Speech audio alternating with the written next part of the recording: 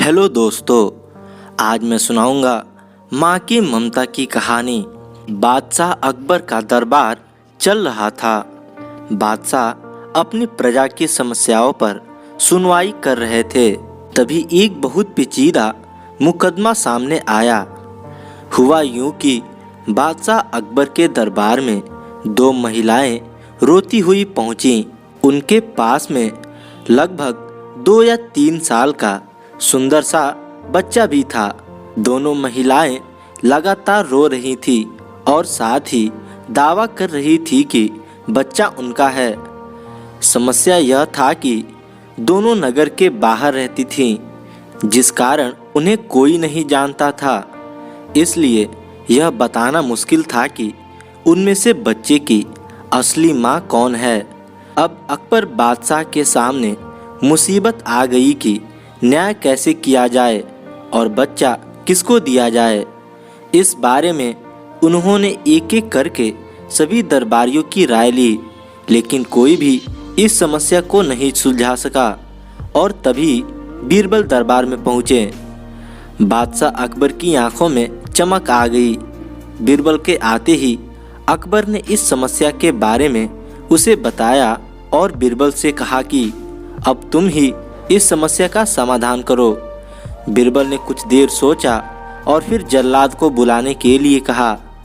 जल्लाद के आते ही बीरबल ने बच्चे को एक जगह बैठा दिया और कहा, महाराज, आप एक काम कीजिए, इस बच्चे के 2 टुकड़े करा दीजिए और दोनों महिलाओं को एक एक टुकड़ा दे दीजिए।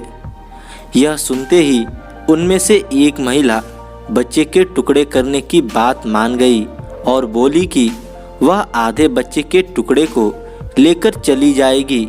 लेकिन दूसरी महिला बिलख बिलख कर रोने लगी और बोलने लगी, मुझे बच्चा नहीं चाहिए, मेरे 2 टुकड़े कर दो, लेकिन बच्चे को मत काटो। यह बच्चा दूसरी महिला को दे दो। यह देखकर सभी दरबारी मानने लगे कि जो महिला डर की वजह से रो रही है वही दोषी है। लेकिन तभी बीरबल ने कहा कि जो महिला बच्चे के टुकड़े करने के लिए तैयार है उसे कैद कर लो, वही मुजरिम है। इस बात को सुनकर वो महिला रोने लगी और माफ़ी मांगने लगी, लेकिन बादशाह अकबर ने उसे जेल में डलवा दिया।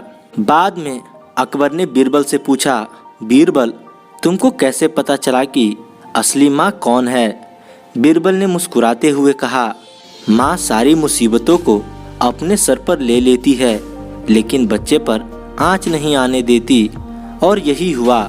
इससे पता चल गया कि असली माँ वह है जो खुद के टुकड़े करवाने के लिए तैयार है, लेकिन बच्चे के नहीं। बीरबल की बात सुनकर बादशाह अकबर एक बार फिर बीरबल की बुद्धि के कायल हो गए।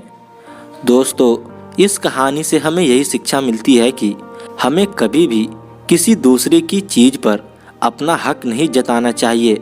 साथ ही हमेशा सच्चाई की जीत होती है और समझदारी से काम लेने पर हर समस्या का हल निकल जाता है। तो दोस्तों, कैसी लगी ये कहानी कमेंट करके ज़रूर बताएं और ऐसी कहानियाँ सुनने के लिए हमारे चैनल को सब्सक्राइब कर लें और ज़्यादा से ज़्यादा शेयर करें। धन्यवाद।